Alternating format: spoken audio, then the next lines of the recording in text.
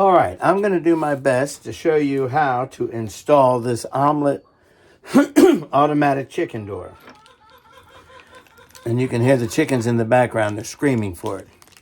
Now, I've already opened it up, but what I'm going to do is just show you the individual packages that are in it.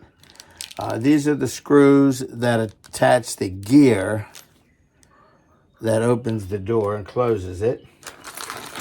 This bag here contains a lot of parts that you probably aren't going to use because it's made, it contains all the parts you need to install in their Omelet chicken coop if you have that. These are the rails that go with the door mechanism. And these little, I just watched a couple of videos so that would help me show you what you needed to do. When these get installed, you see these indentations here. You match those where they go. Big instruction book I will be utilizing. This is the controller. It is battery operated, and I'll try to go through setting it up with you as well. I did watch that. I saw Libby Flanagan. I'll give her credit. She had a really good installation video on it. I thought when I bought this, I was going to have the option to do a regular AC as well as battery, but apparently we didn't. And I think what happened was, and this is on the back where there's a bracket in here that you'll install this controller on. I think what I saw was that most of the comments showed that the battery life on this thing was really about a year. So I thought that was pretty good. Then you have the actual door itself. When it comes, let me see if I can make sure this thing is up high enough that you can see it. When the door arrives, it is loose. And you can see when it closes, this is the side that protects the chickens. Everything I've read on this and all the videos I've watched are all positive reviews. So that's really good. And this door will come off. They do make this unit in a gray, I think a brown and a green, but I know they make it in a gray and a green. Okay. And then there's the cord here that will go inside this, and I'll show you that when we get to that part. All right, so those are the individual components that you get with the installation, and it starts by taking this center section out. It's recommended you use a regular handheld screwdriver because it is plastic, and plastic will hold up fine, but the plastic can also easily be stripped if we're using a power drill, which we men like to do. So let me get my screwdriver and we'll get back to it. So the next thing we're going to do is we're going to take off these two screws, and that is where the cog is going to go. That moves the door. And again, and you'll hear the chickens in the background because they're just always waiting for sunflower seeds. So we'll remove these two screws.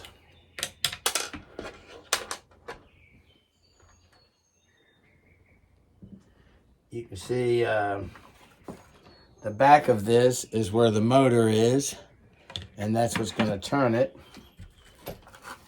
In all the videos I watched, nobody really showed you what was back there. Not that they had to, but it's kind of nice to know because when I first saw them removing it, I thought it was just a piece of plastic and that was it. So, and here you have some more. You have the cog, wherever that is. And then you have this little clip that's going to go in to hold it afterwards. And then some screws that you're going to need for something. For these, I think those go with this. All right. So let's get the cog in. So the cog will go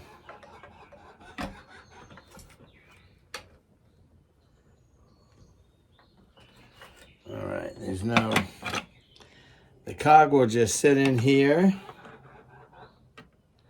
On top of that, you see it? No, you don't. There you go. Now you can see it. Cog's right here. And supposedly, wait a minute, I got it in backwards. I guess it goes down this way. No? I had it right, and I don't know why it's not pressing down. So the cog goes in, sits on the pin, and isn't going down. So I don't know why that is happening. Okay. The cog goes flat like that, and the reason it didn't go down when I was pushing, there is a flat side on the inside of the cog sleeve. So you have to line that up. But once you get it, that goes there.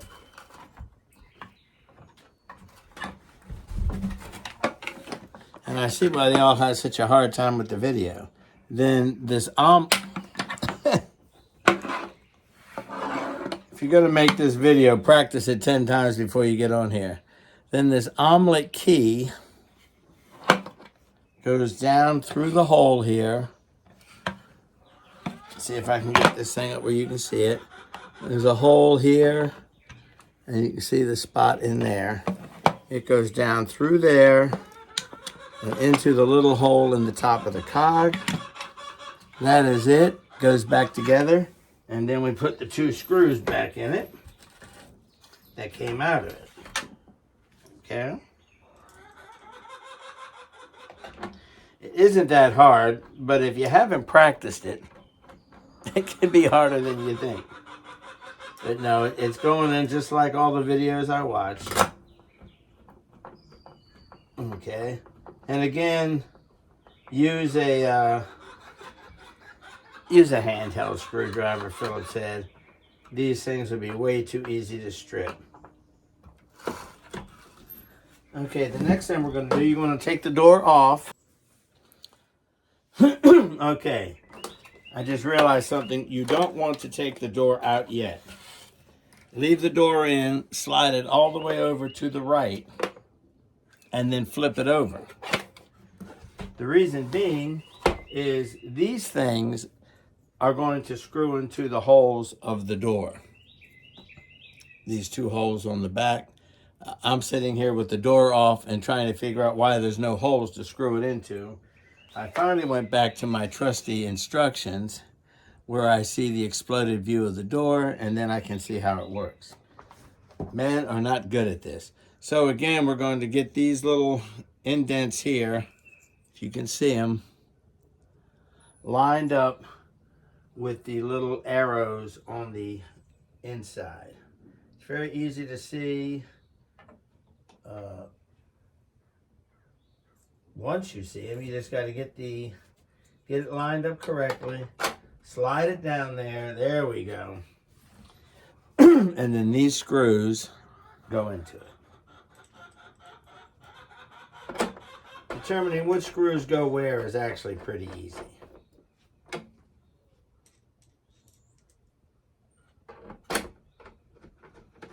I can't believe I scored so high mechanically 100 years ago when I went in the Navy. I can't get anything right now. But the good news is this is easy. All right. So that one's on. We're going to again line up these little, I don't know if you can even see them. There we go. I think that's it. With the spots on the door. Set them down in there, put the screws in.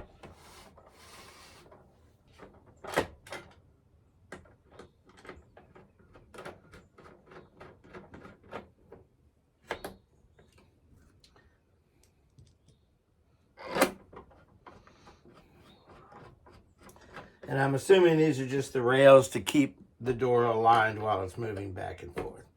Okay, so we get these on here. We can turn the door back over, and you remember in the beginning it slid. Well, now it doesn't slide anymore because it's being operated by the cog. Okay, so we turn to our instructions. Men, open your instructions back up. And at this point, with the on page 12, item number 10.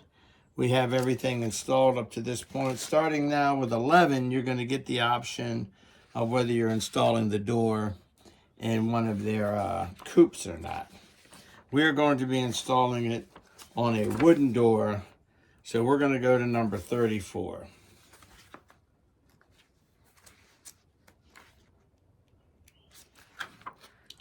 And on 34, you're going to take your measurements and make sure that you've got the correct size opening.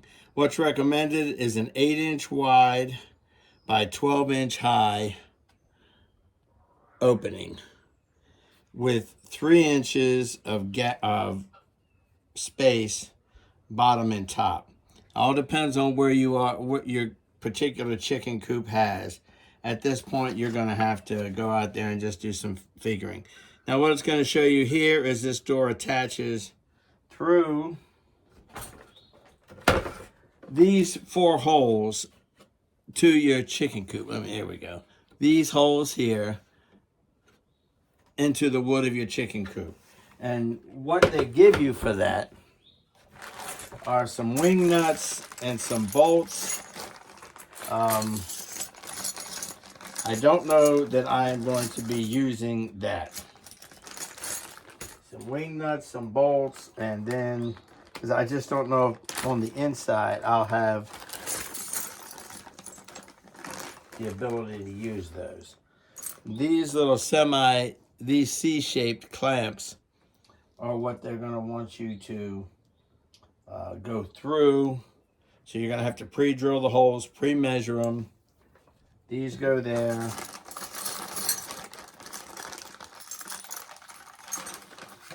And then there's 1, 2, 3, 4 long screws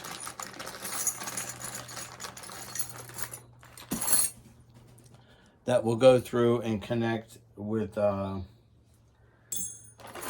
wing nuts on the back side. I'm going to stop the video at this point as the wing nuts are in here. Okay, so you'll need to make a decision as to how you want to do this, whether you're going to want to use the wing nuts, whether you want to use some washers. However you decide to do it will be best. I'm going to stop right now and prepare the building for the next step. All right, this is going to be a bit noisy, but I've decided to go ahead and mount it as they're showing. The problem, of course, is I don't have anything at the top to mount it to, so we're going to start this over. Okay, so I went and mounted the door on an oversized board and then used the correct size screws so I wouldn't have a lot of overage. And now I can mount this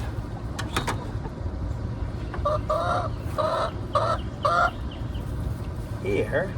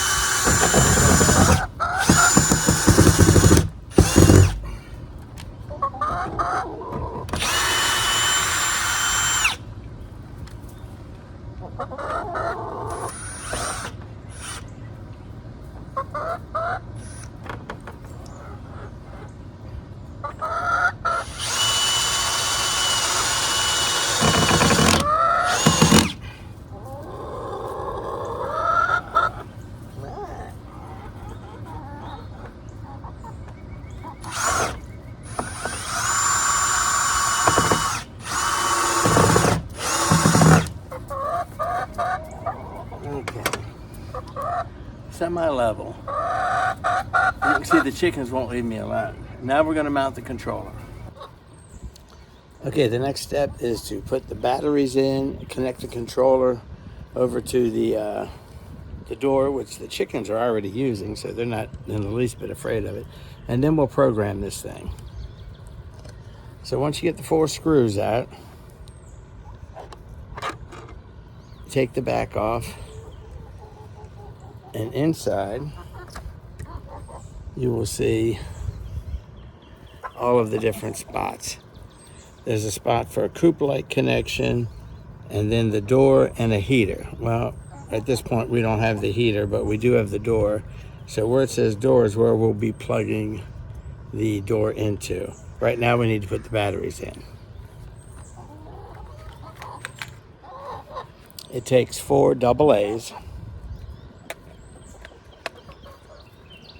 In my understanding from everything I've watched, these are supposed to last about a year with normal operation.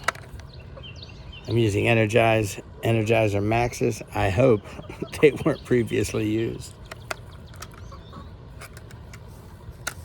Okay, now at this point, we have to go back into the coop and plug this into the door so we can continue. Okay, the first thing we're going to do is we're going to connect the door, and this should be fairly easy. There's a notch. Let me see if I can show it to you. There's a notch at the top of this where this will hook onto, so you can only connect it one way.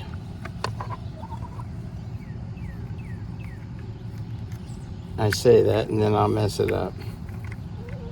There it goes. Okay.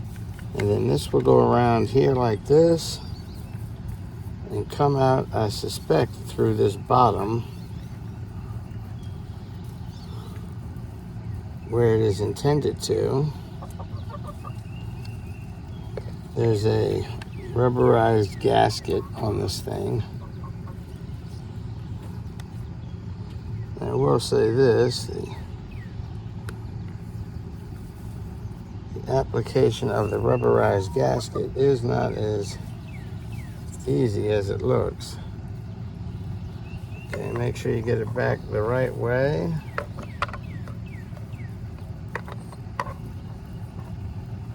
Which is like this. Okay, squeeze it together because you're going to have to do some of that. As you can see, this gasket down here is made to keep the water out.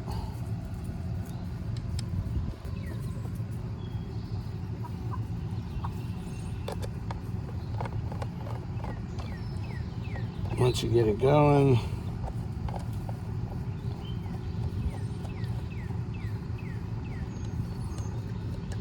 there we go.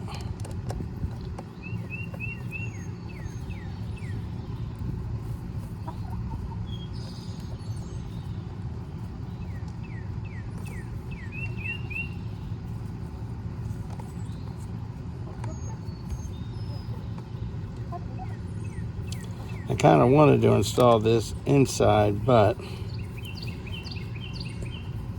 I think it's going to be just as good out here. Looks like everybody else that I saw doing theirs had it installed outside, so this rubber gasket system must be pretty good. Omelet has a good reputation with all of their products. This is the only one that I've used, but just based on research, Omelet has a good reputation. Okay, get down in there, buddy. And you can't see, but the chickens are going in and out of this door already. They are not the least bit worried about it. Okay, finish tightening up the screws.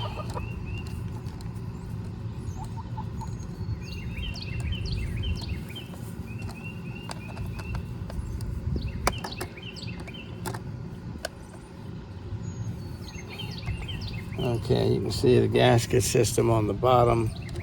I don't think that's going to be an issue here. Then this will slide onto the bracket like that. And the next thing we're going to do is program it. We'll try to hold it. Okay, when you turn it on, you can see it says Battery at 100%. Mode will be light. Light now is at 100, middle of the day.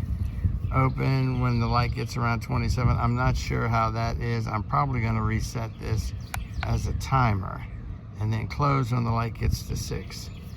Okay. We'll hold it. Okay, when you plug your auto door in for the first time, it will need to detect the door position. Press and hold OK. The auto door will automatically calibrate itself by sliding the door once in each direction. All right, so we're going to press and hold. There it goes. Theoretically, it is auto-calibrating. You hear the chicken inside screaming. She thinks she's been locked in. Okay. Now I guess we open 2, 1. Oh, she's screaming. You thought she was locked in, didn't you, girl? My goodness. That's Prissy. She is the noisiest chicken. Some with the feathers on the feet and feathers all on the face. What's wrong, girl? You thought you was locked in? All right, she feels better now. Okay, so that was the test.